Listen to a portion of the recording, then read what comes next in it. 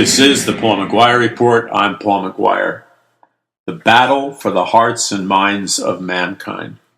What does that mean to you as an individual? Because it means a lot. And what does it mean for us as a nation, or whatever nation you happen to be listening to the Paul McGuire Report in? First thing I want to say is this battle for the hearts and minds of mankind. It's not just a battle of the heart and soul of a nation, which, by the way, in America, we are very, very much in a battle for the heart and soul of a nation. In fact, what decisions we make, how we pray, how we conduct ourselves, the strategy we have in the next 6 months to a year will basically determine our future. And I know I've said that before, but sometimes, with the exception of what I call the remnant church, and I would consider most of you listening members of the remnant church, but the larger body of Christ is in a trance. And when I say trance, I'm not being cute when I say that.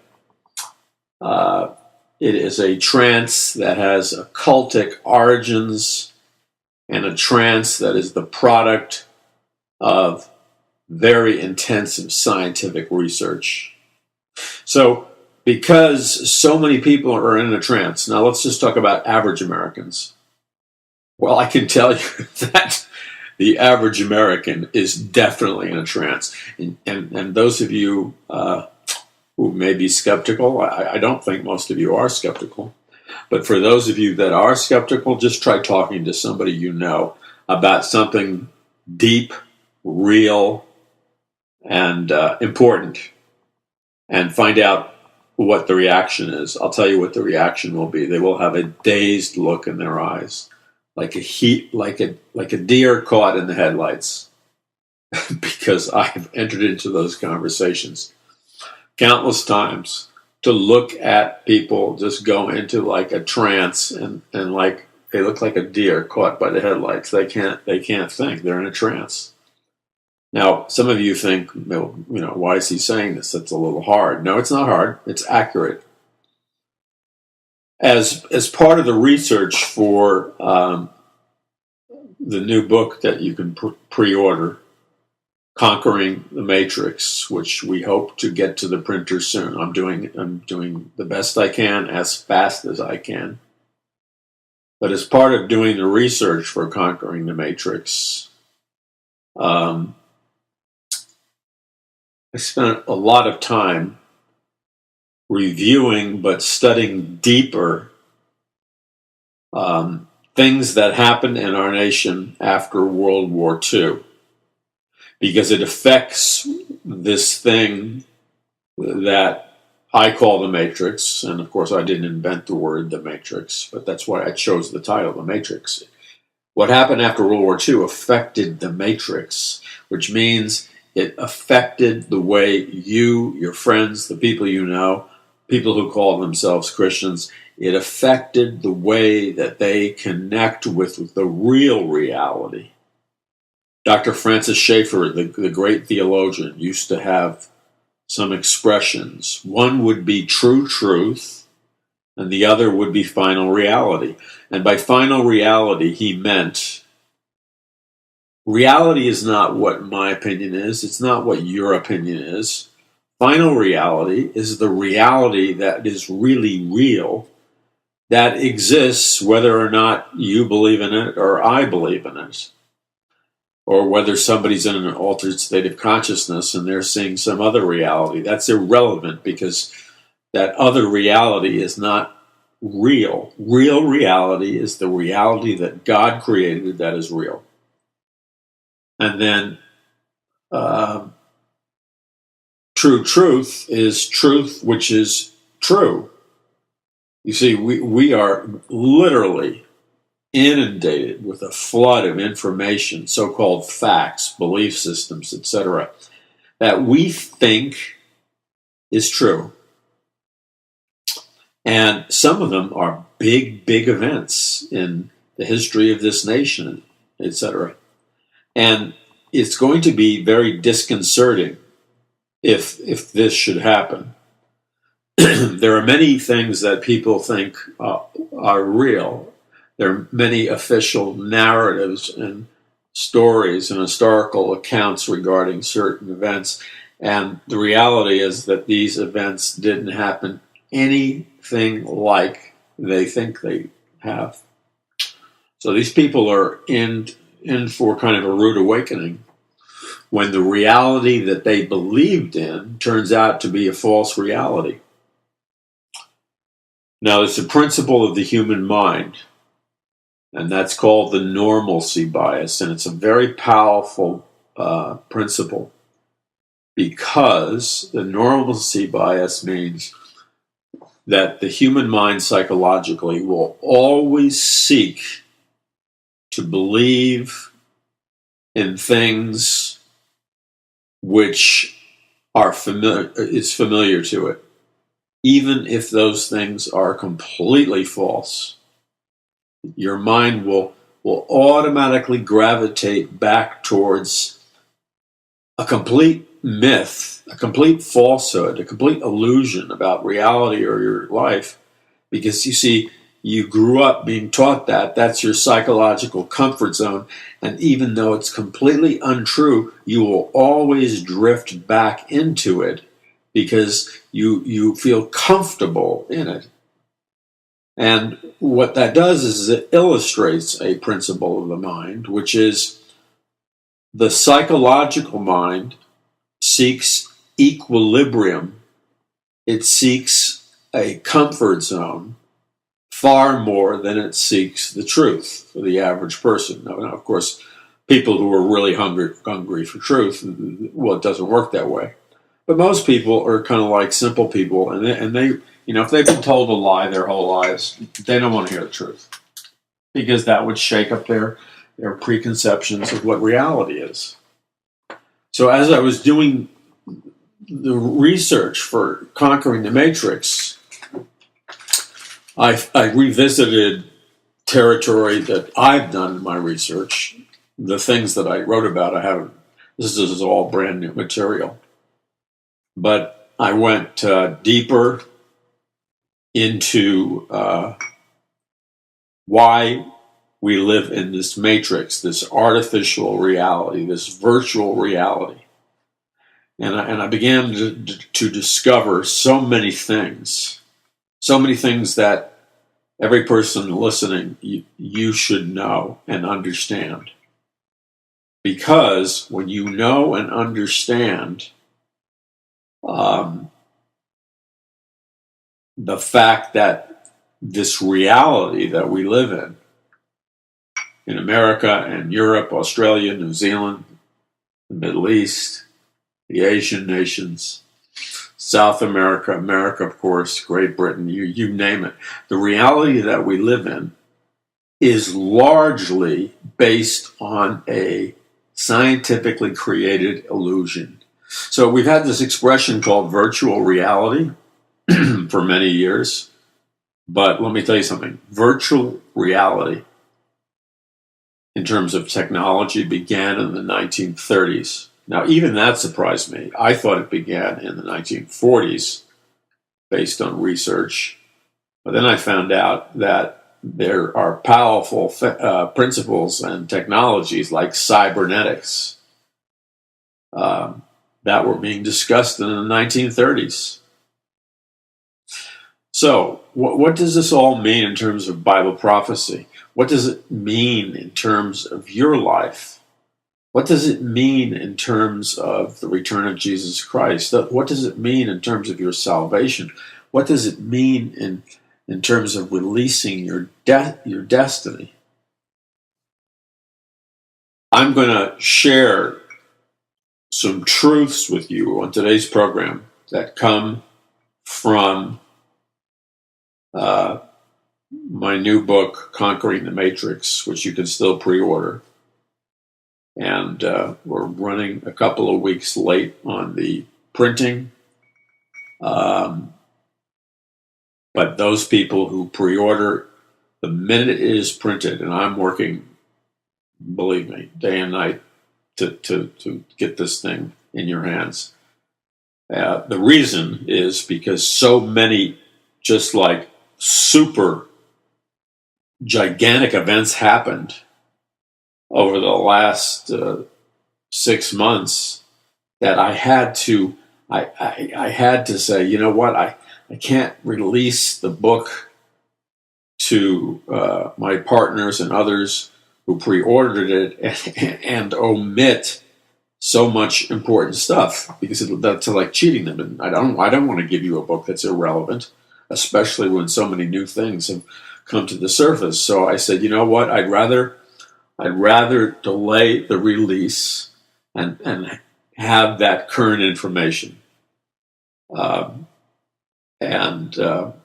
that's what I've done. Now, when the book's printed, just for your confidence and assurance, that's a quick process. And then within 2 days after it comes off the presses, you will have received it already. Most of you who live in the United States, or 2 or 3 days, 4 days, or whatever, because we send it priority mail today, and we rush it to you. And your copy, as I said before, has already been reserved. We've already created a mailing envelope, and it's ready to go. So when the books arrive, they're simply put in packages with your name on them, and bam, they go out. Some people who are unfamiliar with the way we work, they don't understand that, but we've done this so many times with our books. And we always stand behind what we do, and we make sure everybody gets taken care of. Even if it's questionable, we always decide on the favor of the people who trust in us and things like that. So I want to encourage you. But back to the Conquering the Matrix. I realized I shared a story in Conquering the Matrix. Now, I've been exposed to this many times in my life and in the business field, and you have most likely also. You may not have been aware of it, but you were being impacted by it. And most startling thing was, what I'm talking about is a process called neuro-linguistic programming, NLP, that you may be very familiar with it. That's good. You may never have heard of it before, but I guarantee you, whether you've heard of NLP or neuro-linguistic programming, people have used those techniques on you in all kinds of environments. Politics, if you go to buy a car, or if you encounter a salesman in any kind of industry, so many of them, and so many industries and so many professions, including police and law enforcement, whether they realize it or not, they've been taught the principles of NLP, neuro-linguistic programming, and how to use it to change people's behavior. So you have been subjected to the transformational techniques of NLP or neuro-linguistic programming, whether you realize it or not. Because sometimes you take seminars and training courses that might be called, how to deal with an angry customer. I'm just making this up. But it's filled with NLP techniques. But what is NLP? Neuro-linguistic programming took off and began, the seeds of it began in the 1950s. And the two guys that get credit for it, they didn't quite invent it. It was invented by other people, and I'll give you some of their names. What it is it's a system of persuasion And to be blunt, and this will offend some people who are into it, it's a system of mind control. It's a system of hypnosis.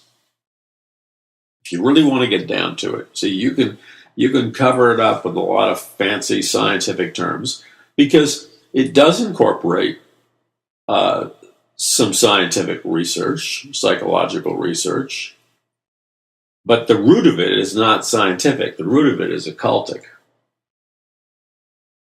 And it's a powerful way that you can change your own behavior. I don't recommend it, by the way. It's a powerful way that you can change other people's behavior. And it's done through using advanced, subtle hypnotic techniques. But they're not hypnotic techniques where somebody goes to you, count back from 10, close your eyes, and then I'm going to put you in a hypnotic state. Okay, like 10, 9, 8. And then if the hypnotist is good, you'll be in a hypnotic state. Now, you can go to doctors, therapists, whatever, certain kinds, and some of them use hypnosis as part of their therapeutic techniques. And the other thing is that sales techniques, communication techniques, the ability to persuade, and all kinds of businesses and government agencies, etc., use this. I mean, you would be shocked. If you're familiar with the term or not familiar with the term, you would be totally shocked to realize how many different disciplines and fields in our society are using NLP or neuro-linguistic programming. And you have been targeted, it's been used on you, and you haven't realized it. And you can go to what would be called community town halls or whatever, or a public school system event with the teachers and the parents, etc. And it's quite common these days. I don't want to get you paranoid, to have professional change agents in some of these meetings.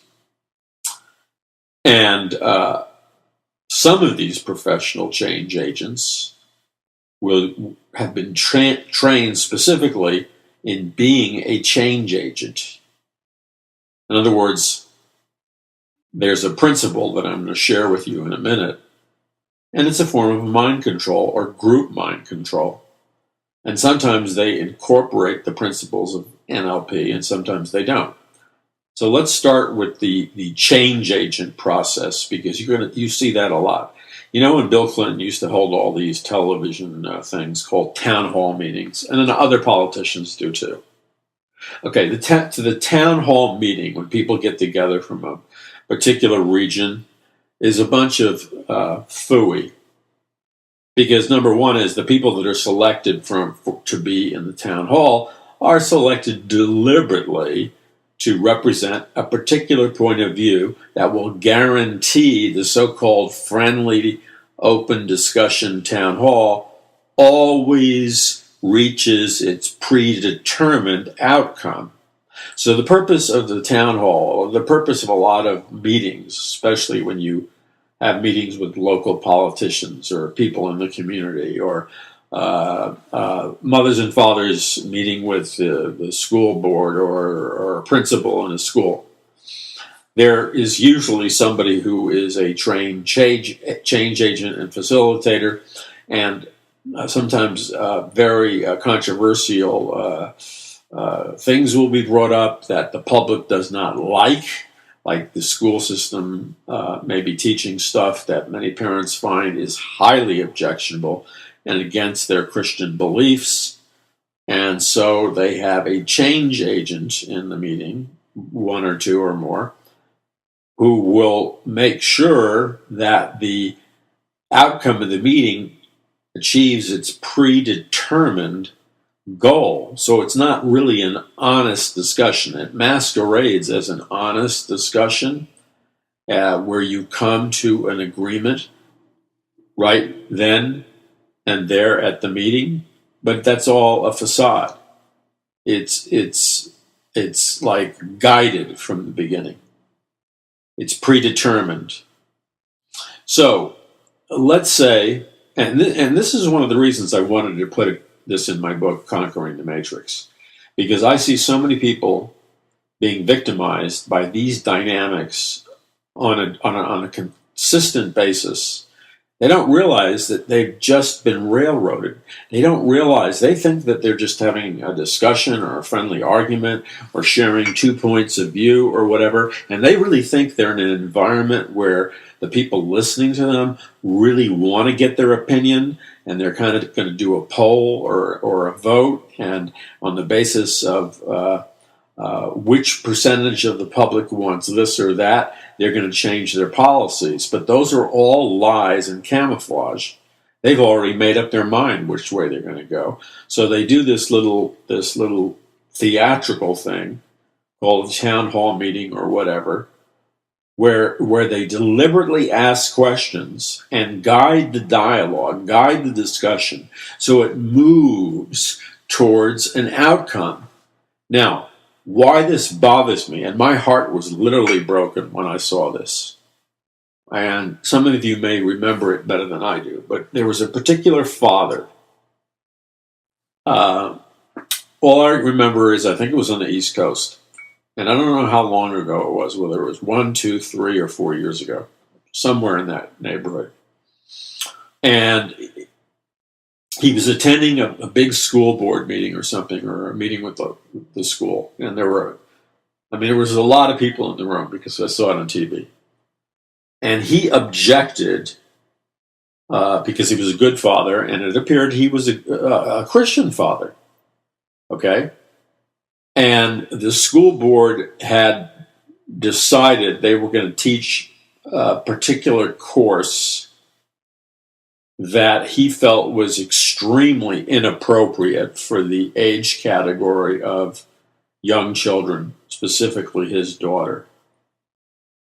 So, unlike a lot of Christian parents who just put their heads in the sand, he went to bat for what he believed in, and I'm sure he was hoping that other Christian parents would stand up and join with him. So I just saw, the edited pieces in the TV news report. And what I saw was that the situation got out of control. And the school board members were arrogantly talking down to this man through their loudspeaker microphones. And literally, 2 of the security guards, or maybe a policeman, had grabbed this loving father who, the way he was dressed, the way he articulated himself, it was obvious he was rational, he was sane, but he was very upset because they just basically ignored what he said, and they just moved the meeting in another direction. And then because he insisted that they give him an answer and respond to his question, they threw him out of the meeting by having the security guards physically grab him and drag him out of the meeting. So that's what you saw on the television cameras. He's hollering and yelling, but he's not hollering and yelling like some guy just losing his temper irrationally. He's forced to holler and yell because it's a big room, and the school board has microphones and loudspeakers, and all he has is his human voice. So it appears like the guy's yelling. No, he's not yelling. He's trying to be heard because he doesn't. They took away his microphone from him, and they shut down what he wanted to say. And when you were listening to him yell, he wasn't acting crazy. He was articulating specific things. And what he was doing, as they threw him out, was saying, he was calling him on the fact that they had that this entire meeting with the parents was a complete charade, and that they really weren't going to listen to the parents, and they had their own agenda and stuff like that. And it broke my heart, because here was a Christian father doing the right thing with nobody really to back him up. And I said to myself, how sad, because he was a very well-read Christian father. He knew what the issues were. So, for example, he knew that the local school was, not teaching what the Constitution means and undermining Christianity. And he said all this very articulately. So he knew what he was talking about. But what broke my heart is he made a fatal miscalculation, which is understandable. Unless you research this stuff, you wouldn't be aware of it. So he knew all about the Constitution, and he knew all about the subject matter that was offensive, that they were going to force his daughter to be exposed to. And by the way, let me digress on that for a moment. I was reading a couple of years ago, I think it was 3 or 4 years ago, a article written by a very, what I consider to be respectable Christian organization that is written for parents of school-age children and the family. I think it's the American Family Association. Many of you have heard of it. And I've written stuff for them, and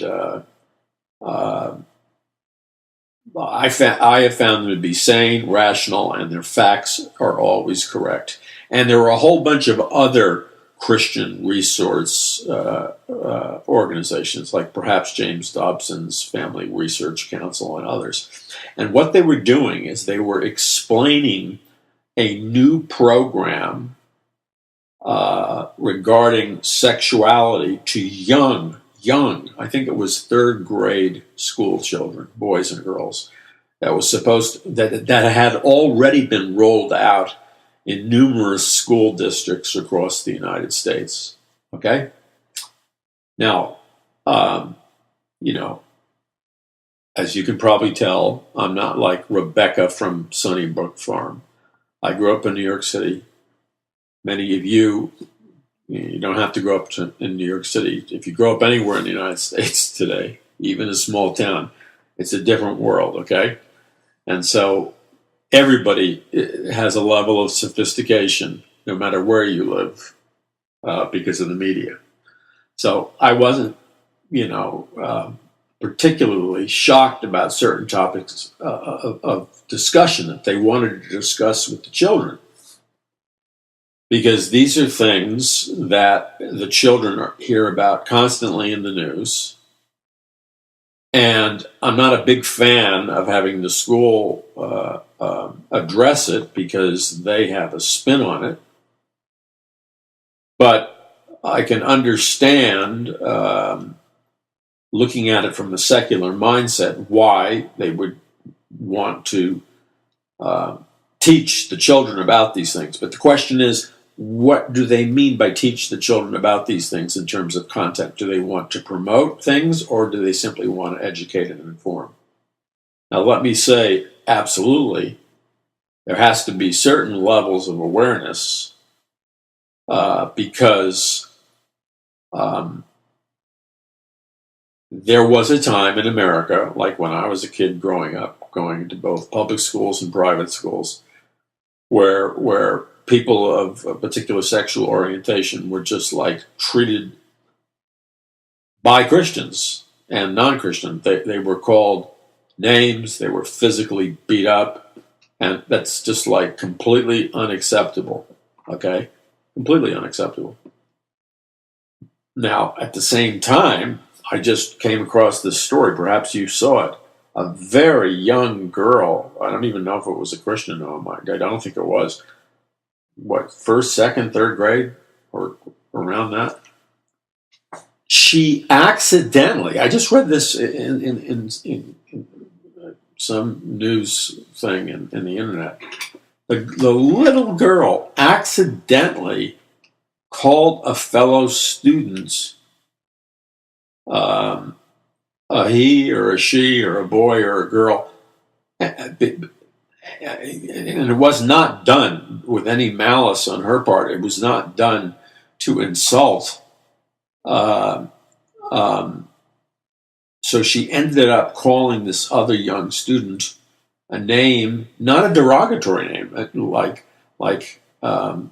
name that conveyed the other young student's gender or sex or sexual identification. So I don't know whether it was a boy or a girl, but she called them the wrong name, and there was no malice. And the reason the young girl was confused was because at the beginning of the year, this child enrolled in the class at the beginning of the year and classified themselves as a particular, as either a boy or a girl, okay? And then as the year went by, the student changed their sexual identity and name, I suppose, and wanted to be identified in terms of their sexual identity the opposite of what they enrolled in. In other words, they changed their sexual identity in the middle of the year. And it's the rule of this school system, maybe it's the rule of all school systems, I don't know, is that even in a very young grade age, you're responsible, if you're a fellow student, even first or second grade, to identify another student by the correct gender, okay? And so this little girl was sent to the principal's office because she had committed the crime or violated some big rule of the school by calling this other student the wrong gender. And the little girl explained, well, the only reason she did that is she made a mistake because that this particular student enrolled at the beginning of the year under another sexual gender. And so there was some kind of policy that you could get in big trouble. I mean, big trouble. It's like I don't think it's a hate crime, but it's a serious infraction of the rules if you call a student by the wrong gender. And there's a term for it. I forgot the exact wording, but you're not allowed to do that. So I don't think this girl was from a Christian family. She just simply made a mistake. Yet she was pulled into the principal's office, and I'm sure things will be fixed and resolved or whatever. But it was a huge national news story, which is very humiliating to the girl, who, in my opinion, didn't do anything wrong but make an innocent mistake, because there was no indication in the media report that there was some kind of malice or anything else. She just, if somebody's your classmate and maybe you don't know them all that well, but they enroll as a girl at the beginning of the year, and then halfway through the year they become a boy, and you forget to identify them as their gender that they are now and refer to them as their previous gender, you get in trouble. But when you're talking about young kids, man, anyway, so she got in big trouble. Now, so that's a problem to me. Okay, so back to this father. The father is being thrown out of the school. He's on national television. And the way the media covers him, they make him look like a nut. They always make Christians nuts. But he wasn't a nut. I was listening carefully what he was. The only reason he was shouting is they took away his microphone. And what he was saying was very articulate. But here's where he made a fatal mistake. Now, I want to share this principle with you so that you don't find yourself in a situation, any kind of situation, where you accidentally make a fatal mistake in assuming that a meeting or a public forum or a public meeting is going to be held under certain kinds of rules and procedures, and then you get in there and you discover that you're in a quicksand pit and you're defeated. Okay, so I want to educate you And I don't mean it in a condescending way, so that you'll be prepared, because this guy was bright. And many Christian fathers and mothers are bright, intelligent people, and many of you listening are bright, intelligent people. But if you don't know the games, the psychological games that are highly developed, you could have a major problem.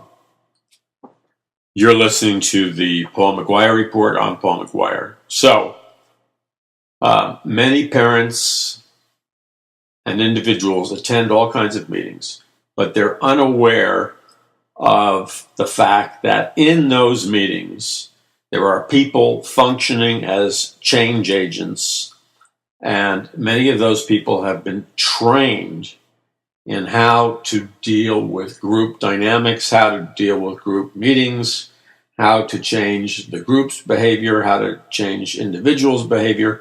And it may not be some outside person, secretly sitting in the meeting.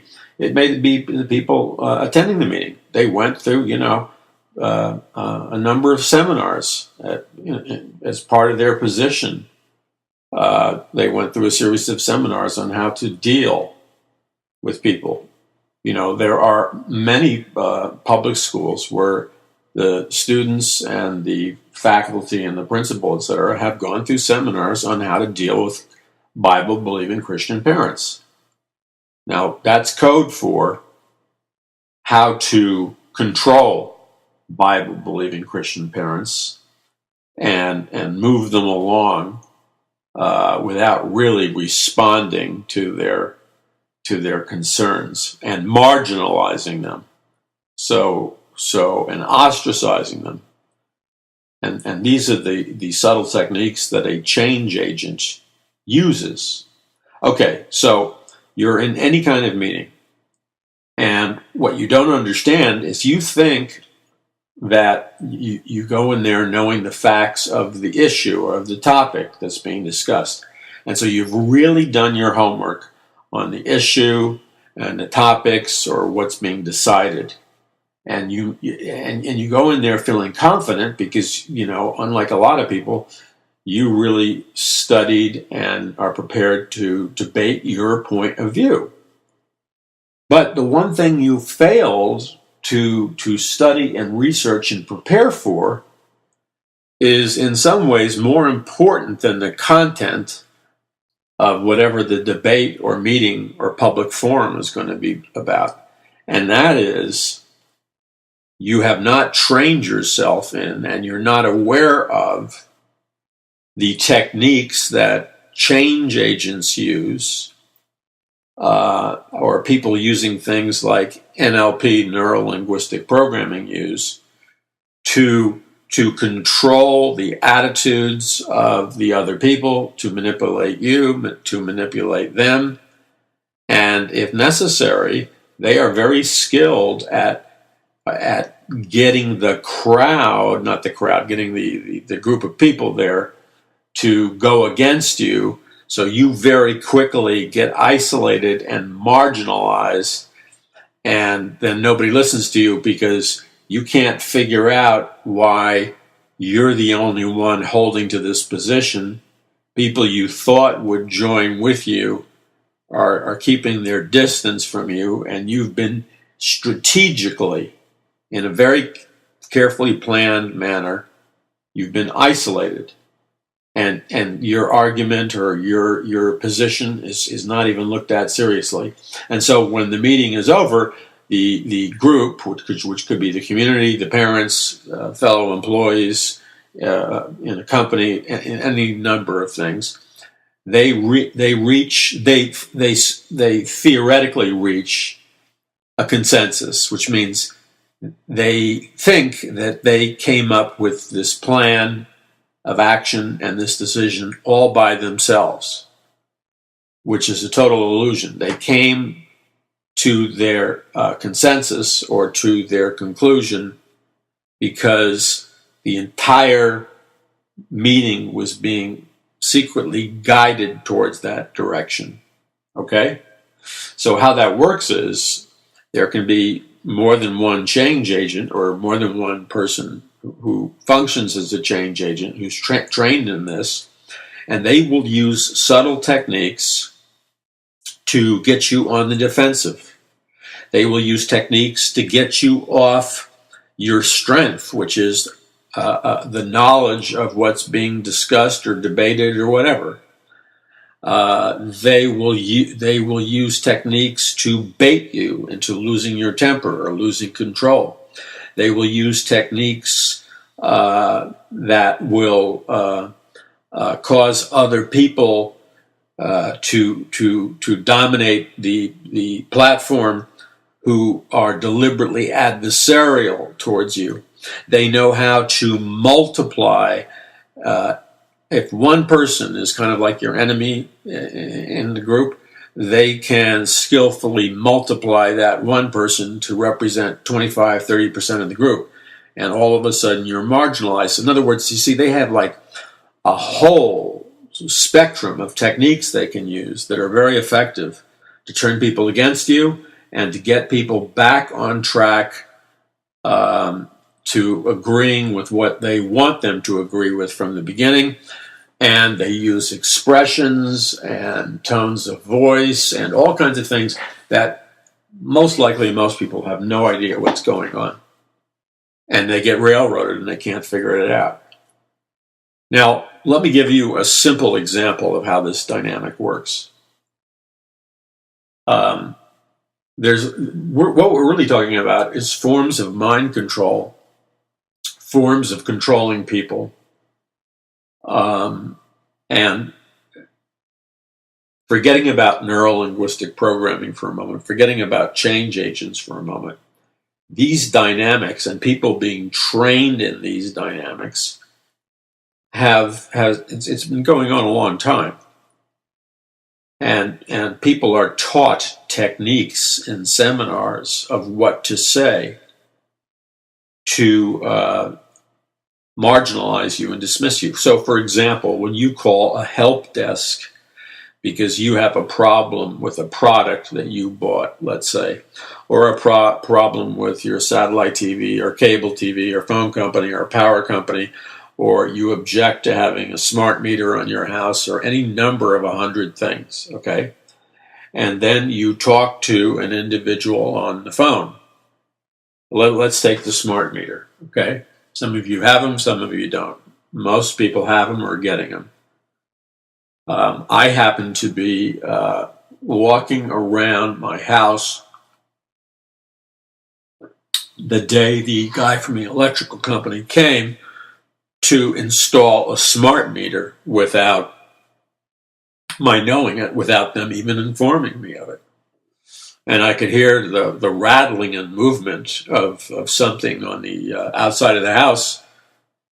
And my guess was, from where I heard the sound coming from, that I just had this feeling that they were messing with the smart meter. So I went outside and I met the guy from the electrical company, and he had already taken off my old power meter, or whatever you call it, and he had already installed the smart meter. He hadn't just finished yet. And I explained to him nobody ever contacted me or whatever. Of course, they have some legal regulation to protect themselves. And I said, I've heard that it causes this many negative health effects from the smart meter, and I want it taken out. And he was going to do that. And then I thought about it, and I decided to temporarily keep it in for reasons that I won't go into here, but it has to do with strategy. And so when I did call the power company a couple of months later, I had to call the power company one other time over a different thing, which was we had a home years ago, which was near these giant power lines. We had 3 young children, and I was concerned about the power lines generating a dangerous electromagnetic field. And we got the official. You end up speaking to somebody in a department who has been trained how to diffuse your concerns who is trained how to manipulate you. See, they're not just picking up the phone and being on the defensive. Whether they admit it or not, they've already gotten 5,000 calls this year on the very issue. And so they're trained in dealing with it. And they have manuals and they give out literature to you and everything else. So the first thing I was told was, well, under some law or whatever, if you decide to have us remove the smart meter, it's going to cost you like $300, $400. And I said, what? They said, yes. I said, but you didn't even ask my permission to put it in. And, they have their lawyers or whatever. So, and then I said, my cat has been acting like really crazy ever since it was installed, and a number of other things. And they sent me some thick brochure that was just complete propaganda and not true. And I'm not going to get to the end of the story, at least in this program, but they already were trained in how to manipulate. Now, one of the first things they do, and this is, if you don't remember anything else, I want you to remember this particular manipulation technique that is used constantly against people to marginalize people and demonize them. And it can be said in variations, but essentially, well, we really don't get that many calls. I think I made the mistake of saying something. I'm sure you get a lot of calls. And I instantly got the response, oh, we get almost no calls. Well, that's a lie. Okay, flat out lie. If you get almost no calls, why have you been trained in talking to me? And why did you print a very expensive booklet or whatever that you mailed me? No, you get calls all the time. So that's one of the fastest ways to marginalize you, is to infer or say to you directly, you're the only one. So it makes like it's just you, you're the nut. Everybody else is fine with it. And that is used constantly. Whenever I've called corporations over a problem, you start talking to somebody in the Philippines or some other nation, and then you eventually get somebody in America. And these so-called help desks are like these pyramid organizational structures, and trying to get somebody to help you is like next to impossible. And then they've all been trained in a script of how they're going to deal with you. But inevitably, when I will object or make a complaint about a policy or about a faulty product or a faulty service or whatever, and I know full well I'm not the only person who's called, because usually I've already looked it up on a search engine like Google or whatever, and know that it's like a major public concern. So I know as a matter of fact that I'm not the only one. But I can't tell you, even in schools, how many times I've walked into some administrator's office or something. Well, Mr. McGuire, you're the only one who has ever objected or said this or that. And I'll call them on it. I'll be polite, but I will say, you know what? I know for a fact I'm not the only one. And I know that you have heard this question constantly. So I would appreciate it, before we continue talking, that you would do me the courtesy of simply being candid with me. All right? Now, I only say that when I know it's a hot button issue and I'm not the only one. And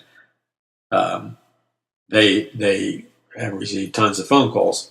And most of the time, after I have an encounter like that, I'll end up talking to people I know, share my experience, and then just by random, I'll end up talking to 12, 15 people who've all called over the same problem. So a common technique to defuse you and marginalize you is to accuse you up front of you're the only one. Well, you're the only one I've ever heard complain about this, or you're the only one that objected. There may be some exceptions to the rule, but for the most part, that is a lie, and it's a method of manipulation which is designed to make you feel isolated, that you're not part of the group, that you're out of the mainstream, and that you're raising a concern about it, is basically your problem because nobody else has a problem with it. It's all based on a lie, but if you didn't know the facts that they have huge numbers of people and that you're not the only one, you would be far more confident. But it's a way of disempowering you. A simple psychological technique like that. Now think about how many more simple psychological techniques people can employ on you to marginalize you and make your input invalid. Think of how powerful those words are. You're the only one that ever said it. Well, you're the only one. You see, it takes all the power out of you, the wind out of your sails. It's a very effective technique, and it stops most people. But if you know that you're not the only one, and you don't allow that lie to stay there, you don't necessarily have to call them a liar, then you're going to be victimized and exploited.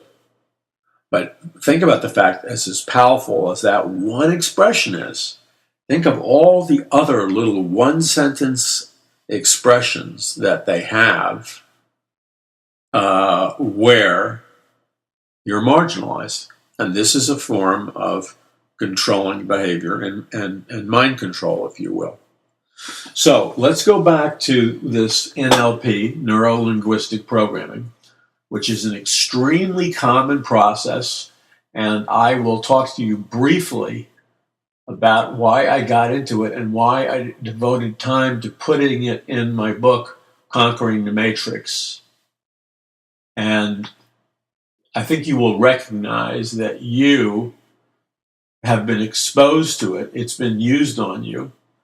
But perhaps you didn't know what it was because, the term was foreign to you. Okay, so first of all, when you go into any environment where there's salespeople or whatever, or people working with the public, they're always getting trained and going to seminars so they know how to deal with the public. Salesmen in just about any company that's relatively large will constantly go through sales training seminars. Many of these seminars use NLP or other psychological strategies. If somebody wants to sell you a warranty, here's another simple psychological trick. Salespeople and management of companies know that people don't want to buy psychologically a warranty. They want to buy a car, they want to buy a refrigerator, they want to buy a television or a computer or whatever it is, and they want to enjoy it. They don't want to buy a warranty. That's an unpleasant thing because that implies that a lot of customers will say this, well, if the product is made properly, why would I need a warranty? Which is an excellent question. So people generally don't like to buy warranties. So they're trained in not selling you a warranty. And it's a simple usage of phrases that allows the salesperson to sell you a warranty, but they will use other language. And by using other language, they can get you to spend money and you'll feel good about it. So, for example, they won't refer to the warranty as a warranty. They might say something like, how would you like to get our peace of mind protection plan? And then you would answer, well, what do you mean? And then they will use persuasive words to not sell you a warranty, but to sell you a peace of mind protection plan. And they will actually say to you, for just an extra $29 for 2 years, you can have complete peace of mind that this fax machine or whatever, if you were to have any problems, you can just come back and we'll either repair it or exchange it for you. So for just $29 in addition to the price, you can have complete peace of mind. Now, as simple and as transparent as that sounds, it works. And people will buy. And I'm not saying they should buy it or not saying they should buy it. It depends on the item and the product and everything else. But the point is, by simply rephrasing something that has negative connotations, like a warranty, and they obviously tapped into some psychological input where trained professionals determined that if the sales staff would offer peace of mind protection, that it would change the entire perception of the customer regarding it, and it could be a 90% increase in sales, which is a big amount of money to the bottom line of any company by selling a peace of mind. You're selling peace of mind. And you'll hear variations of that, You're selling peace of mind. And that is a way of mind control in a very subtle way. Do you see what I'm saying here? Now just think of, I've given you two. Think of the hundreds of other techniques. So there's an overriding technique that is called neuro-linguistic programming. And after seeing that father being carried out on the television cameras, the Christian father, I realized that Christian moms and dads, ordinary, regular people, are being manipulated psychologically. They're being strategically manipulated, and they're going to like lambs to the slaughter.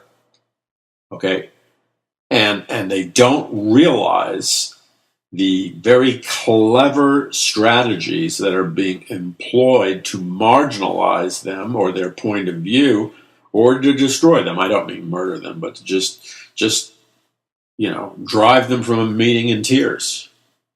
And many times it has to do with you choosing to stand up for a Christian value and a Christian principle. So one of the purposes of this ministry, Paradise Mountain Church International and Paul McGuire Ministries, as I've said before, is our number one goal is to win people to Jesus Christ. But Jesus also said, make disciples of all nations, which means give people in every nation, including our nation, train them and teach them as to how the Bible applies for everything from Genesis to Revelation, but apply it to real life. Don't be so super spiritual you're floating around on a cloud. And yes, things like salvation are the most important things to communicate. But people need to know how to break down the Word of God and apply it to their everyday lives, because if they don't, they are going to be targets for our spiritual adversary. And a minister of the gospel of Jesus Christ or a Bible teacher does a great disservice when he or she fails to equip God's people to be victorious in this world by not teaching them biblically based principles. Now, I can imagine a lot of people saying, well, what does the NLP have to do with the Bible? That's an excellent question. And the reason you're asking that is because chances are you have never heard a minister or a Bible teacher address it from the Bible. And therefore, the fact that I'm addressing it seems somewhat odd. Well, it's not odd. And the other people should have addressed it, because it's a responsibility of the pastor or the shepherd not to allow the wolves to devour the sheep. And that's what's happening. And that's why, in addition to winning souls for Christ and changing the spiritual battle in America and making disciples of all nations and occupying the land until Jesus comes and communicating a biblical worldview, we are doing everything we can to equip people, to give them a biblical worldview. And that's what this is all about. This is about the Bible. This is a biblical worldview applied to the daily realities of life. And that's why we are in the process of expanding our outreach, because the need is overwhelming. The need is great. And quite frankly, there are few and sometimes none. It's bad English, sorry.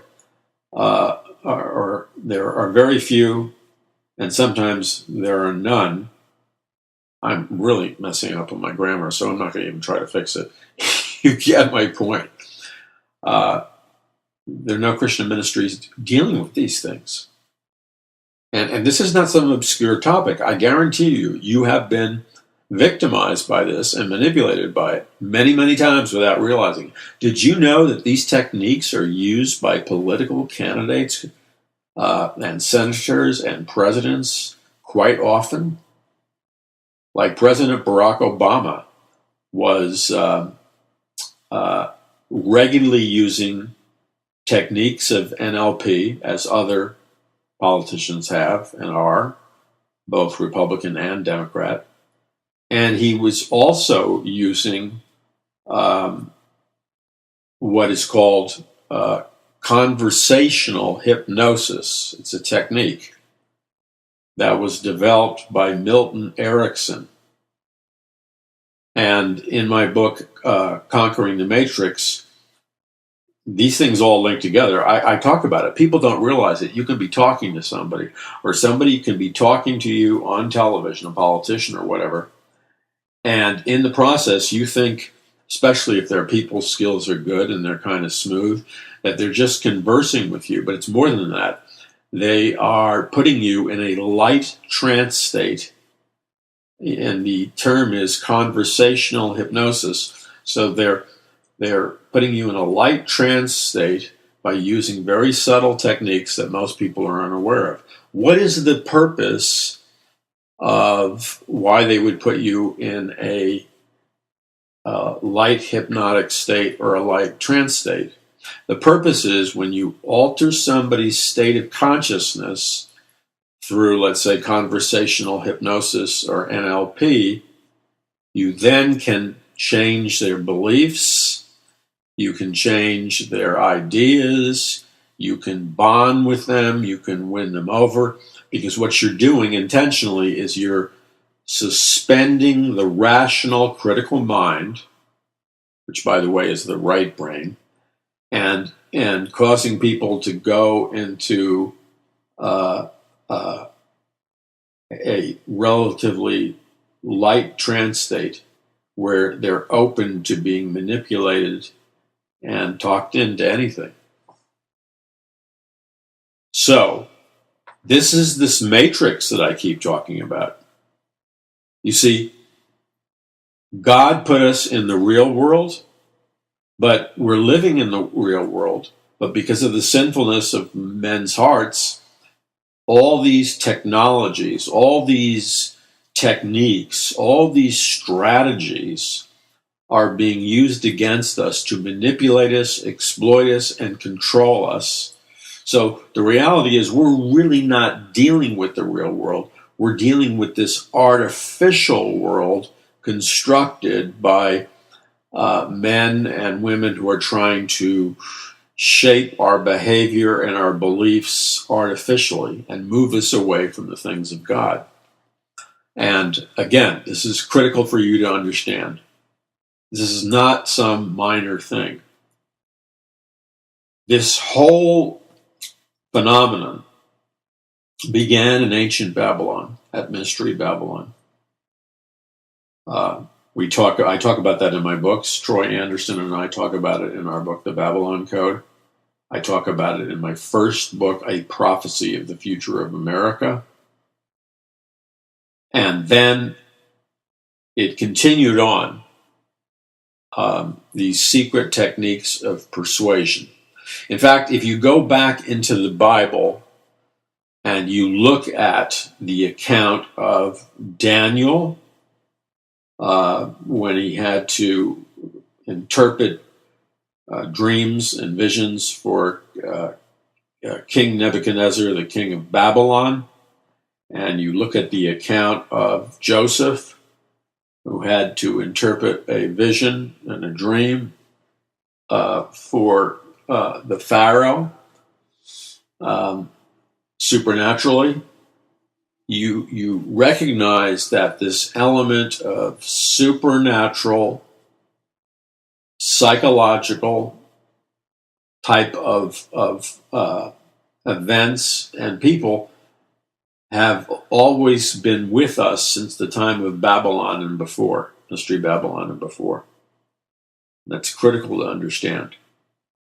Notice, and I talk about this in great detail in my other book, which is called A Prophecy of the Future of America, 2016-2017.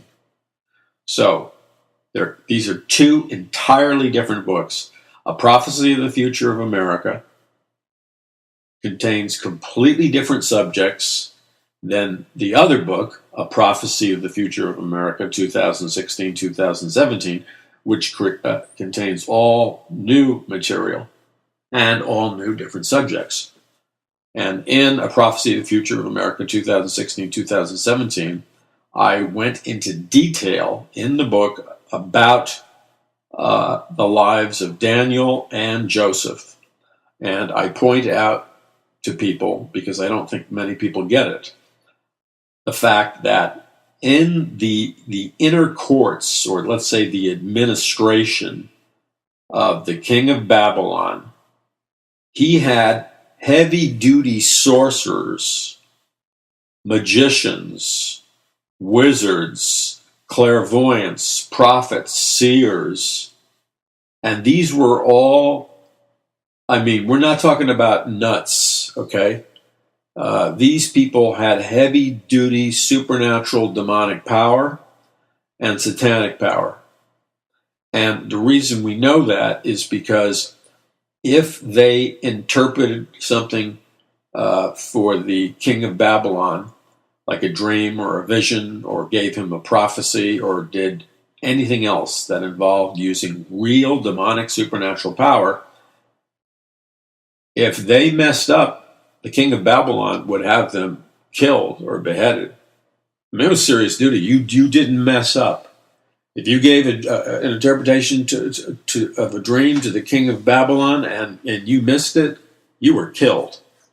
So there was no con men, because the accountability factor was very high. And what we need to realize is this system, which is the Babylonian system, it's moved through the power structures of civilizations from then to now, and it's still very much active in the power structures of the world today. Because behind the scenes, whether we're talking about the U.S. government or U.S. intelligence or other nations, there is a tremendous reliance on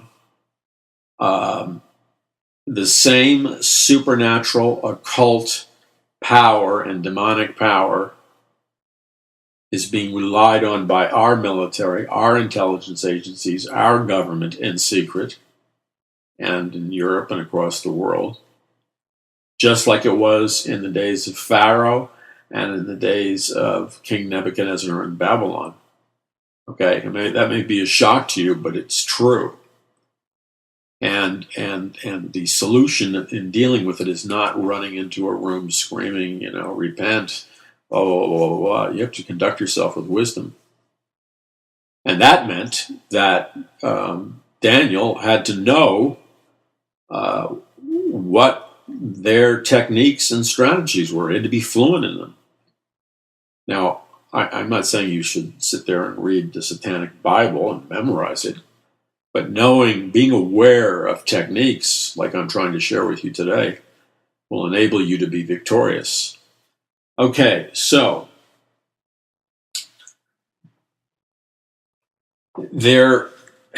I'm not going to be able to give you all of this. You're going to have to get it from the book, simply because I'd have to do like 5 shows to distill it for you. But I just want to give you the basic foundation. Okay, so we have all these salesmen and politicians using these things like neuralistic programming, which came on really powerful in the late 60s. And it was developed by 2 guys, Richard Bandler and a guy named John Grinder. And I don't know, it sold a ton of books, okay? And the CIA even has hired people to train their agents, and other law enforcement, police, etc., have hired experts in NLP or neuro-linguistic programming to be taught at the highest levels of law enforcement, the CIA, and politics, because it does work to a large degree. So you take like a guy like Tony Robbins, the big super motivational guru that packs out these arenas or whatever, and Tony Robbins has a large audience with the corporate CEOs. I was watching some television special, and in the front row, Al Gore is a regular attender of Tony Robbins' motivational seminars. And Tony Robbins doesn't necessarily approach his thing from a biblical or Christian perspective, but he has been able to successfully cause people to accomplish goals and breakthrough who were stuck. Okay, now I'm not here to comment on his private life, etc., but to whatever degree his program works. Now, there's some deficiencies in it because it doesn't rely on biblical truths, but he built his motivational empire, which I don't know what it's worth, like $500 million. He's worth $500 million. He started with nothing. And he largely built it, at least in the beginning, on teaching people long before everybody else the principles. Well, I don't even know if he called them NLP or neuro-linguistic programming, but he taught people those principles, and it worked for them. So, where does this whole thing come from? Okay, so now, and this is what I talk about in Conquering the Matrix, there's all these neuropsychiatrists, psychiatrists, researchers, scientists from a variety of fields. And it goes back to the 60s or earlier. And they begin studying human states of consciousness, how to alter it. So, let me give you an example. Somebody has a failure consciousness, or a fear consciousness, or a poverty consciousness. And they learn how they can reprogram a person's mind like you reprogram a computer using cybernetic principles. You can reprogram a human mind like you reprogram a computer. And they would say we can take somebody who has a failure consciousness and give them a success consciousness. And in many cases, it works. Now, NLP is a system that is built upon the foundation of hypnotic techniques. Now, we have to remember that the foundation of all hypnosis, okay, and hypnosis is not just going to a Las Vegas show and somebody gets hypnotized and everybody laughs. You can be hypnotized by television commercials, a salesman, or whatever. The purpose of hypnosis is to create an altered state of consciousness in somebody else, and by using words, tone of voice, expressions, body language, etc., you can cause somebody to enter a light trance state. So the purpose of hypnosis is to produce a trance state, because when a person is in the trance state, they're open to new ideas, they're open to change of direction, they're open to being changed, and they're also open to being programmed for good or bad. They can be programmed to stop wanting cigarettes. They could be programmed to be a Manchurian candidate. Now, being a Manchurian candidate is a more difficult process than basic hypnosis all by itself deals with, because to create a Manchurian candidate, which was developed by the Nazis and then incorporated by the CIA and other intelligence agencies around the world, they're using powerful mind-altering drugs like CIA is not a drug, LSD, sleep deprivation, and really hardcore mind-bending pain, drug, and hypnosis techniques that can cause somebody to be a killer, to be activated by trigger words or trigger pictures, and then to completely forget what they did. That's the power of trance states and stuff like that. So there was a therapist, a famous hypnotherapist named Milton Erickson, who became perhaps the world's most efficient and successful person who could hypnotize people. And he could do it quick. He could do it in a matter of seconds, because he developed all these techniques, all these trigger words. I won't go into them now. I go into it in the book, but just subtle things that could cause people to instantly go into a hypnotic state. And he was very influential. And he began to work with and train this network of people who were all scientists, psychologists, psychiatrists. And it was his theories, the theories of Erickson, which helped Bandler and Grinder develop NLP in the 1970s. And then he got together with a guy named Gregory Bateson, which I talk a lot about. You're just going to hear a little bit about him today in the Paul McGuire Report. But in my book, Conquering the Matrix, man, it's going to rocket you out of your chair. Gregory Bateson and 12, 22 men, they created this global matrix of changing people's minds and beliefs through all these techniques. And Gregory Bateson was a key player in all this, beginning in the 60s and I think in the 50s. Now, he originally met, his first wife was a lady who was very famous at the time. Her name was Margaret Mead. She was an anthropologist, so she would travel the world studying ancient tribal cultures, etc. Now, Gregory Bateson was trained as an anthropologist, and he got to know Margaret Mead and married her, traveling to distant cultures. So, in researching Conquering the Matrix, they produced a famous film together where they actually filmed on an island an ancient tribal culture that was dancing, like tribal dancing, chanting, tribal chanting, and I believe using they were using some kind of drugs.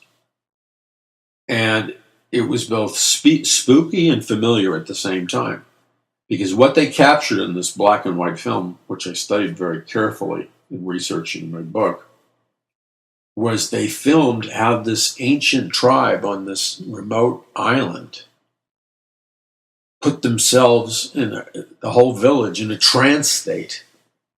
So they were dancing like in a frenzy, and they were dancing like, they were dancing more intensely than you would dance at a rave party or a rock and roll concert or something, because the average person would need to go to a chiropractor to get fixed. They were twisting and contorting their bodies. Their facial expressions were totally different, like they were demon-possessed. And sometimes they carried swords or knives while they were dancing. And in this frenzied hypnotic dance, some of the elders or the witch doctors or whatever they called them would have to very subtly remove the knives and swords from the people dancing in a trance so they would not accidentally, kill somebody. And I was glued to this film because it reminded me of a lot of things that I've seen in what we call normal Christian America, including the religious world, Christian world, trance state type stuff. So, this is back in the 50s. So these two anthropologists became like the gurus of the mind control world. Bateson ends up working with the OSS, which was the predecessor of the CIA. The CIA puts them front and center in their mind control programs. And he begins to teach Erickson, the hypnotherapist stuff, and they begin to pool their information. And again, their goal is to put people in a trance state so they can change their behavior, identity, or whatever. And that's what NLP is. When you strip it of all its fancy language, it is a methodology of putting somebody in a trance state for various purposes, hypnosis and changing behavior, getting them to buy, controlling them, or whatever. But what makes NLP very unique is that the person who's trained in NLP will observe you very, very carefully. And they'll watch your eye movements, like how your eyes dart when you're thinking. Do they dart up to the left or right? And you've probably seen these pictures where they show close-ups of people's eye movements, like when they're lying, their eyes look in a particular direction. And so what they're doing, people who are trained in NLP will be standing or watching you, and they'll be observing your eye movements very, very carefully because they intend to mimic them or model them. Plus, they understand that your eyes are the window to the soul. And then they listen very carefully. Somebody trained in NLP will listen very carefully to your language, whether you talk fast or slow, whether you have a country accent or a city accent, the kinds of expressions you use reveal all kinds of stuff about you. And then they want to know,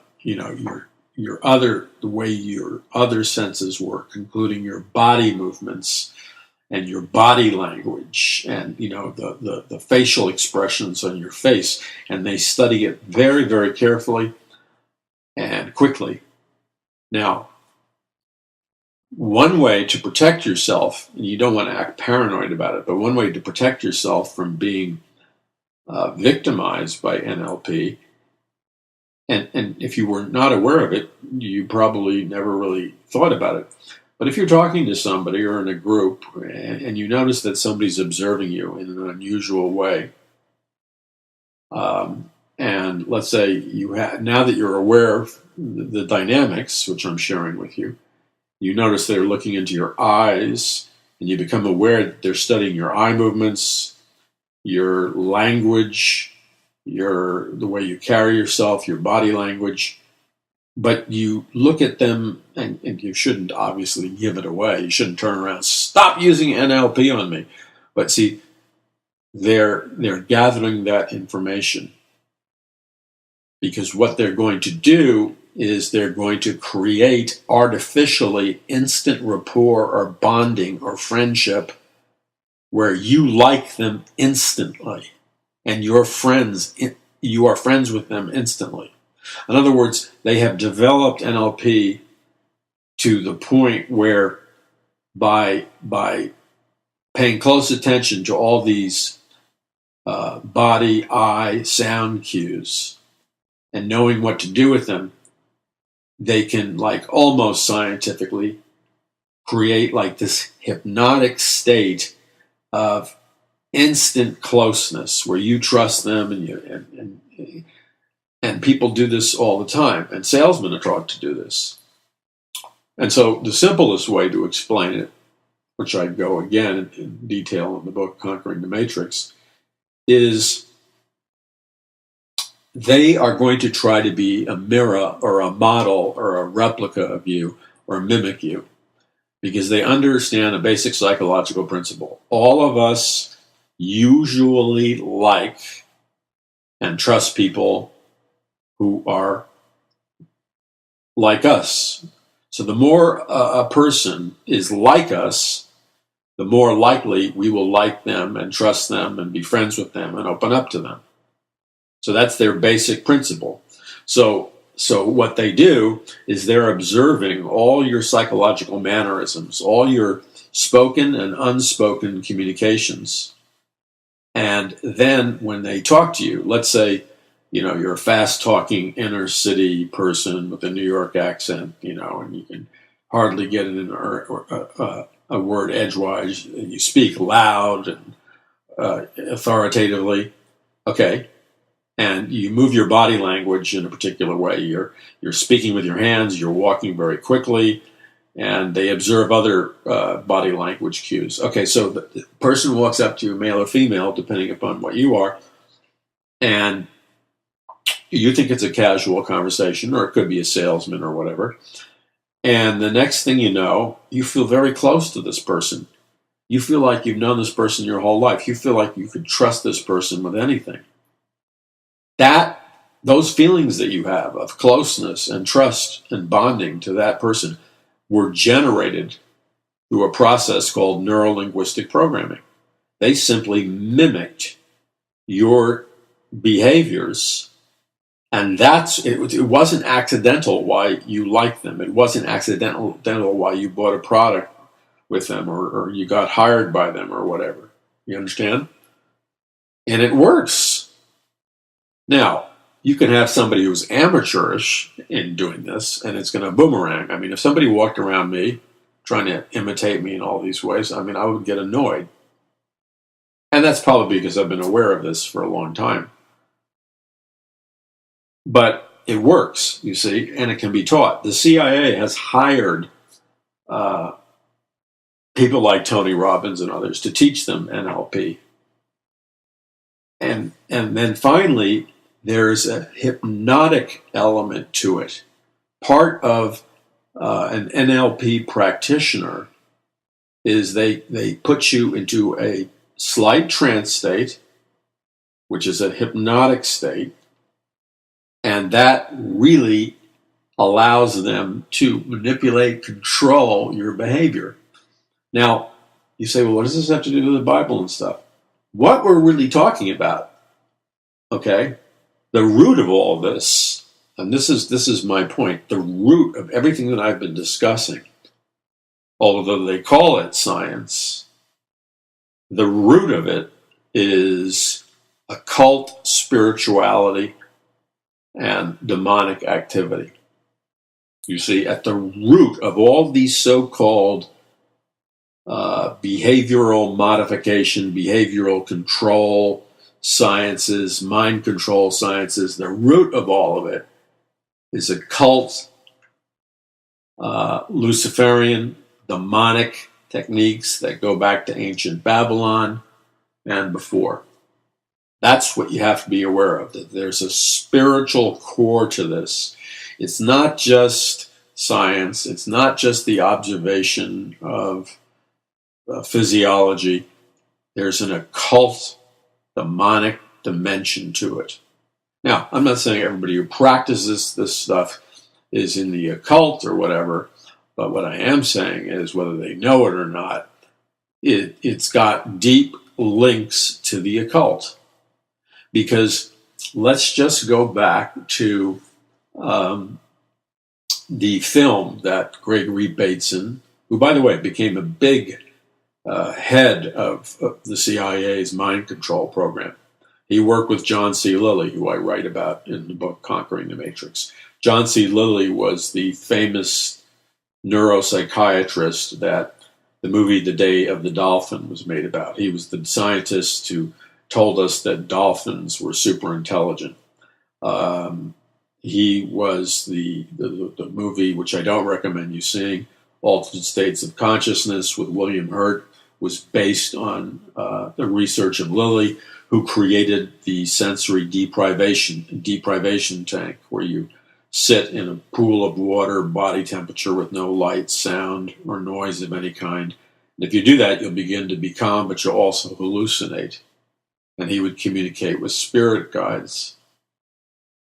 And isn't it interesting that Gregory Bateson was on the board of Lilly's foundation? And Lilly was definitely involved in the occult. Yeah, he was a mind control doctor. But like other of these mind control doctors, like Timothy Leary, he was heavily involved in the occult.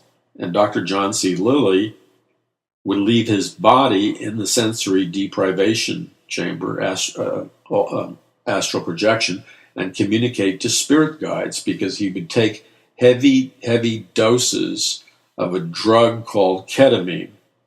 And ketamine, I guess, is a very mild tranquilizer in small doses for dogs and animals when they have to go to the vet for an operation to calm them down. But ketamine in higher doses goes beyond a tranquilizer. It will put you in a trance state, even at low doses. And at high doses, it becomes a powerful psychedelic drug, like as powerful as LSD. So if you multiply the hallucinatory power of being in a sensory deprivation chamber along with ketamine, and we're talking about one of the most prominent, brilliant scientists of his time. He was no wacky, mad professor. This guy was like, in so many fields of research, his inventions, his scientific breakthroughs were phenomenal. This guy was a genius. But this occult connection again, he's communicating to spirit guides. Okay, that's the occult. Those spirit guides we know are demons. So this entire thing is based on demonology. Mind control, ultimately, behind all the science, is based on demons. NLP and hypnosis, at its root, is based on demonic things. Now, again, don't go off half-baked and, accuse somebody of being into demonism. A lot of people using NLP and stuff don't have a clue, okay? But I'm telling you, from its foundation and its source, that's what it's all about. So that's why I say Christians should be taught this by pastors and stuff, because there isn't a single person listening to me in America or Europe or wherever you are, and that would be the same with any church. There isn't a single person listening to me who has not been in front of, either watching them on television or in the physical presence of people who, every one of us have multiple times, whether we know it or not, been in the presence of somebody who's using hypnotic techniques, conversational hypnosis, mind control techniques, and NLP and other techniques on us. Okay, we are all affected by it, whether we realize what's happening or not. You're listening to the Paul McGuire Report. I'm Paul McGuire. We're going to continue on this. Now, if you want more information, I'm giving you like a basic introduction, because this cracks a code, a heavy code. And I wrote about it in my book, Conquering the Matrix. Because you see, the Matrix is a virtual reality. It's an alternative reality. It's a world of illusion. A matrix is, in a sense, a trance state reality. And isn't it interesting, as I was doing the research for Conquering the Matrix, that the terms virtual reality and transhumanism were used in the 30s by these people developing these mind control techniques. So, the only way you and I can be free is we have to learn what technologies, techniques, and spiritual powers are being used against us to control us in the environment that we live in. Because remember this, the purpose of all hypnotic techniques, the purpose of all trance-inducing techniques is control. It's the control of the elite dominating the common man. And it's a spiritual component to it. God does not want that. But you've got to know the truth in order to be set free by the truth. And so that's what we're trying to do in this program. Here's the tragedy. We got hundreds of millions of so-called Bible-believing Christians that are so dumbed down biblically, and then due to what I consider bad Bible teaching, and I'm being kind, they have no idea how to apply the power and truth of God's Word to the nitty-gritty reality that we all live in, such as like NLP. And yet God put the answers to those questions in the Bible. I mean, why do you think God gives us a detailed account of the sorcerers and the wizards and the magicians and the clairvoyants meeting with Pharaoh and the king of Babylon? Just to entertain us? No, he was trying to say, hey folks, those supernatural, demonically inspired powers are still in existence in your world at the highest levels of power. Know something about it so you can deal with it. And that's what we're trying to do with this ministry. We're trying to take this kind of information and biblical information and win people to Jesus Christ and give them truth that will set them free, give them truth that will help them change the spiritual battle in their nations, and give them spiritual truth so that they personally can break the captivity and the slavery that has been put on their lives by subtle mechanisms that they probably don't even know exist, so that they can be released to fulfill God's destiny. And that, you know what? That is a mandate from the Lord to me. And that's why we need to complete our television outreach, enhance our social media communications. We need to televise the Paul McGuire Report radio program. We need to live stream the Paradise Mountain meetings where I give Bible teaching ministry and teach the Word and prophecy and connect it to reality. That's why we need to mobilize our resources and upgrade our communications technology, because what I'm teaching you now and sharing with you is in the book you can pre-order now, Conquering the Matrix. But we also need to be able to break this stuff down with visuals so that people, especially people who don't like read and stuff, so that this visual generation can comprehend and understand things like NLP and what the Bible says about spiritual warfare, and they can get it really quickly because they can watch it visually, and because they're not like people that use language and think in depth, they'll get the important information through if we break it down for them visually. Okay? That's how important it is. Because look, these newer generations, my own kids, and I say this with embarrassment, they would probably kill me for saying it, but they're in their mid-20s. You can bet their dad, that's me, talk about instilling a biblical worldview in them. Believe me, they got it instilled in them. But I look at them sometimes, and, earbuds, Facebook, the attention the attention span is like they're in cyberspace. And just like people of their generation, the millennials and other groups and adults, for crying out loud. How do I break through? See, there's a firewall, and I believe there's a spiritual reason for it. Those social media things and the earbuds and the music, it's just not harmless. That stuff is intentionally addictive. So their attention can be confined to a small arena of ideas that somebody is programming into their heads, and it puts them in a light trance state. That's why they say people who quit their social media go with serious psychological withdrawal, like they were coming off heroin and stuff. So I got to break through the trance state to get to people. And that means I need to use technology, television, video, and communicate on so many different levels.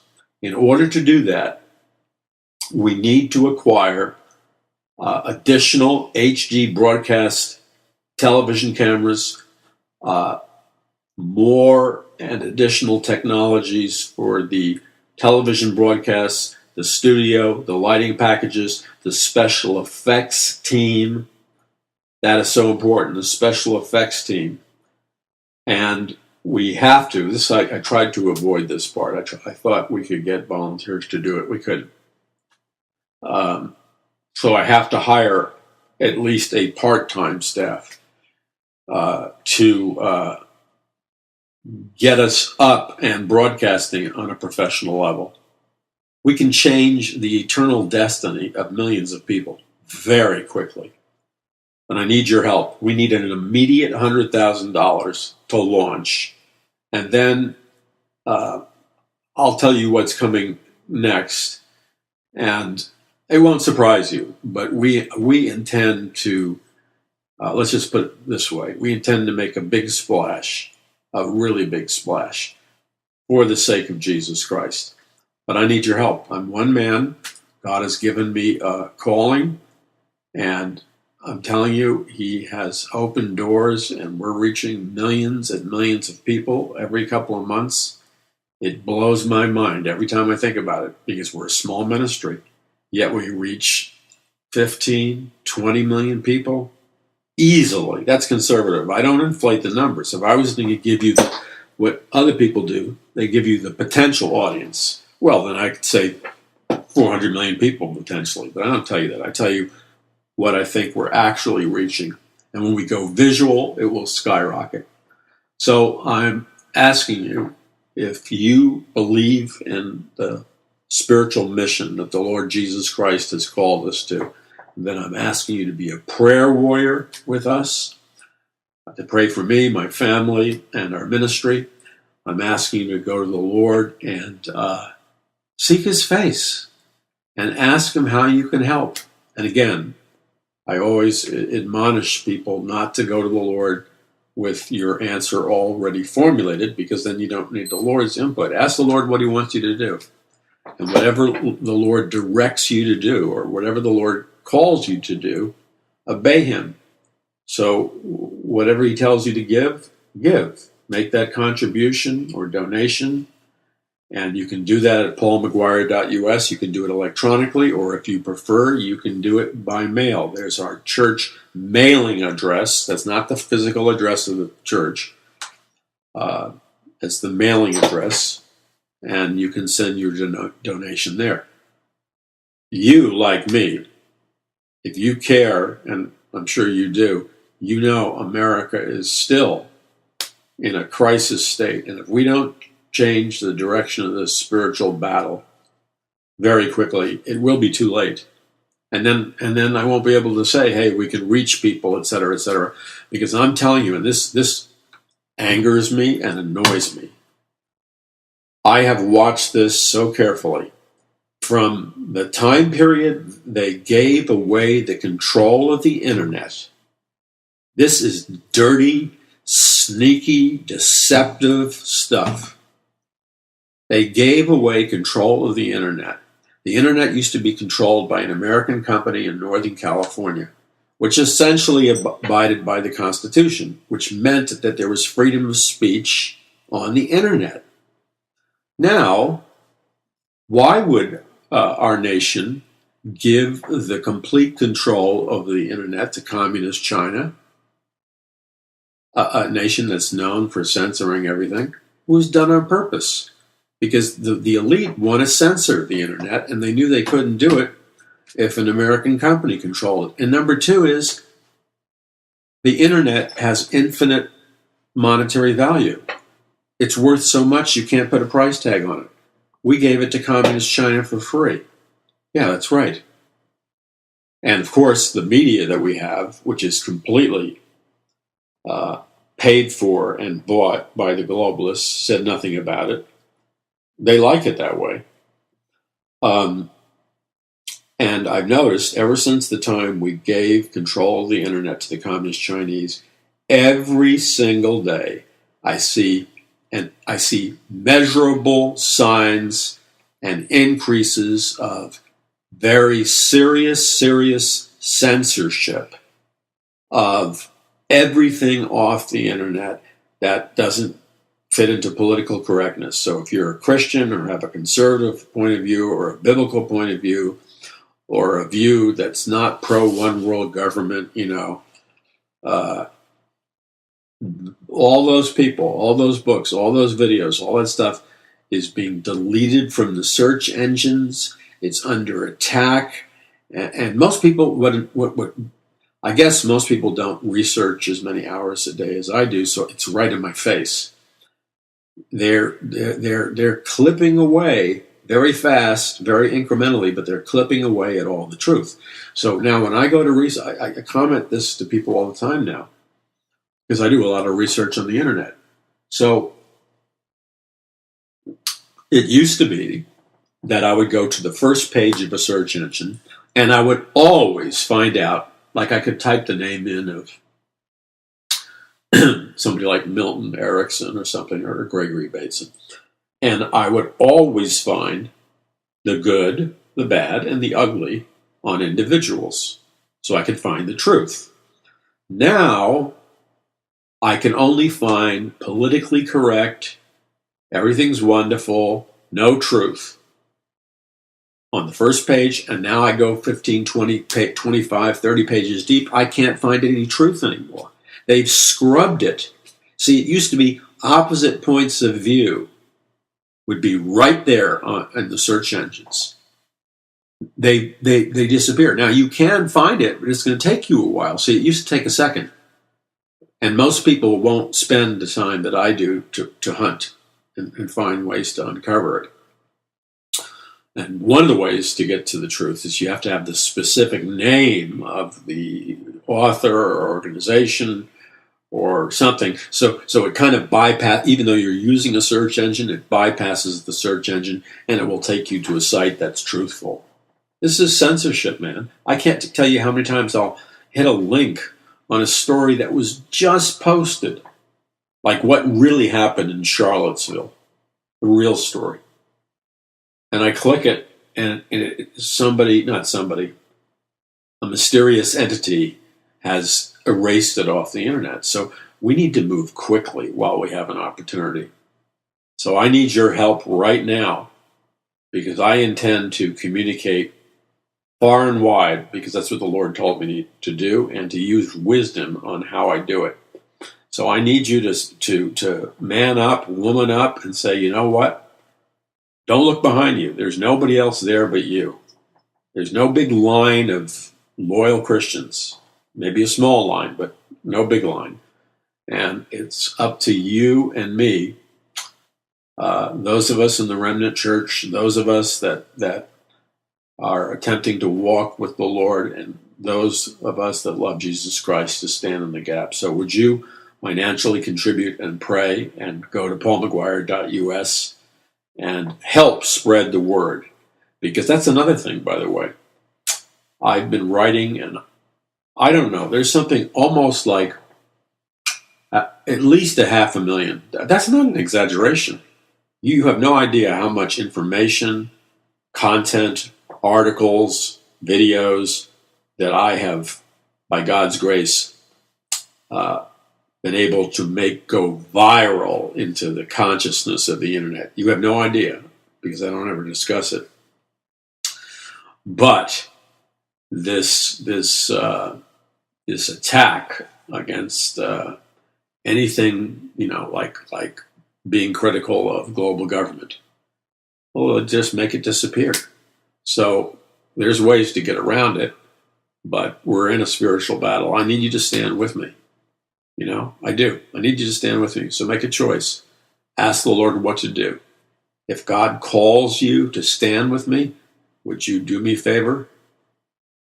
Worship the Lord and obey what his call to you is to stand with me in this ministry, whether it's donations or prayers. And God will speak to you, by the way. And God is a rewarder. He will bless those people. I told this to the Paradise Mountain Church service meeting the other day, because when I minister, I never stand before the people unless I'm prayed up. Because if I'm not prayed up, I have nothing to give. And I said, the number one principle I learned with God, in terms of God meeting your needs and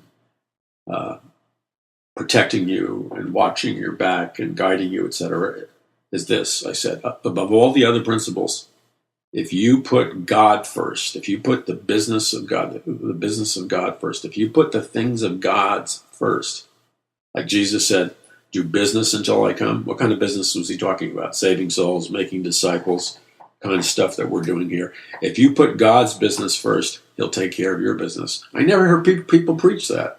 It's always some little formula. No, there's no formula. It's your heart. So visit paulmcguire.us. That's paulmcguire.us. Okay.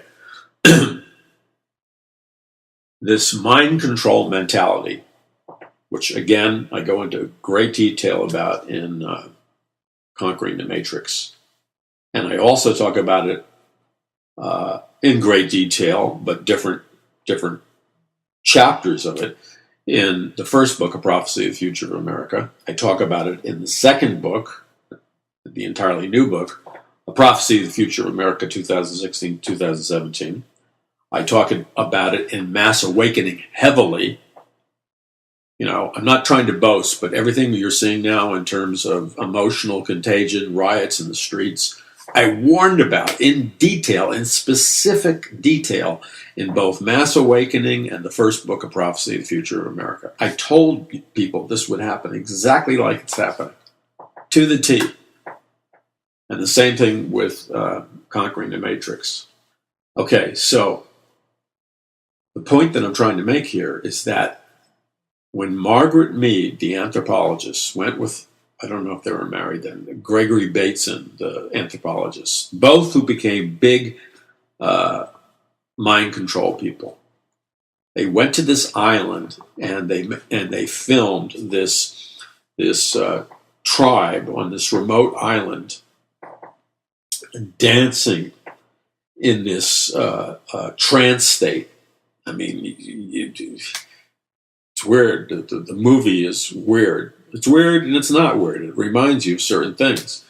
But the point is, they were in a trance state. So what they did is they filmed this, and then they used the research on how. You have to remember that what they were doing when these people were dancing on this remote island, this remote tribe, they were participating in an occult demonic ceremony. They were conjuring demons. And so when you look at it from spiritual discernment, and they're in the trance state, and their faces manifest these weird, grotesque expressions in their face, it's because the trance state allowed for demonic influence or demonic oppression. And that's something I want to bring up. When you go, I'm not talking about a light trance state. Like a light trance state would be you daydreaming. That's a trance state, by the way. Well, you're not going to get demon-possessed daydreaming for the most part. But when you go through these heavy-duty altered states of consciousness type things, you're opening yourself up and I don't believe Christians can be demon-possessed, but you're opening yourself up to demonic influence and control. And if you're not saved, you're opening yourself to potential demonic possession. Now, here's where the rubber meets the road. Right after World War II, the CIA got into this, the Russian intelligence got into this, and this whole thing is a mixture of occultism, Satanism, science, technology, LSD, and remember, our government brought in 10,000 Nazi mind control scientists, rocket scientists, and genetic scientists under Operation Paperclip.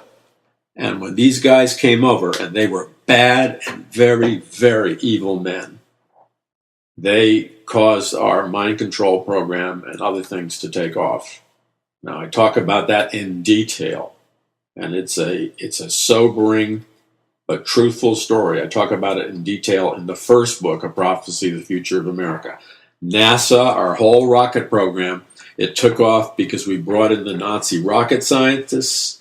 But remember something, these big Nazi rocket scientists like Wernher von Braun, who ended up being the head of NASA,